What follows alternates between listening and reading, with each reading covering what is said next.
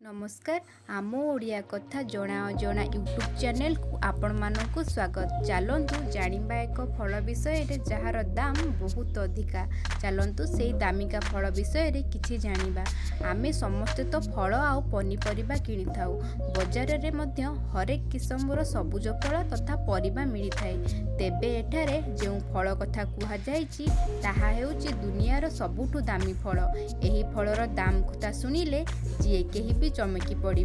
फलटीर ना हेउछि हप सूट। एही फलर दाम हेउछि किलो प्रति 1000 यूरो बा भारतीय मुद्रा रे तार दाम किलो प्रति 82,000 रु 83,000। केवल फल नुहे एही गछर फूल मध्य खूब मूल्यवान। जर्मनी आदि देश रे एही फलर उत्पादन करा जाई थाए।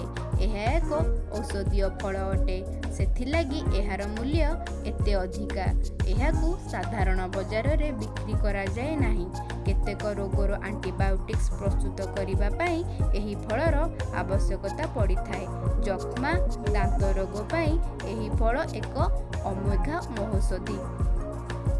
वीडियोटी जदि भल लागुची लाइक करंतु, शेयर करंतु और ये चैनल को सब्सक्राइब कर।